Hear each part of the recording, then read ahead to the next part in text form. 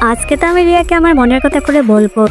ওই দেখো রুহান মনে হয় রিয়াকে প্রপোজ করতে এসেছে, চলো গিয়ে দেখি। Riya, I love you. Riya, তুমি কি আমাকে শুনতে পাচ্ছ? রুহান মনে মনে কল্পনা করতে থাকে কিভাবে সে রিয়াকে প্রপোজ করবে। রিয়া, আমি তোমাকে নিজের থেকেও বেশি ভালোবাসি।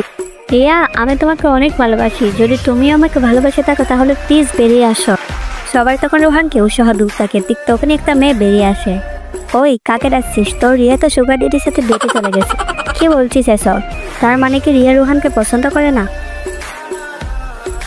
রিয়া, কোথায় ছিলে এতক্ষণ? আর এই ছেলেটাই বা কে?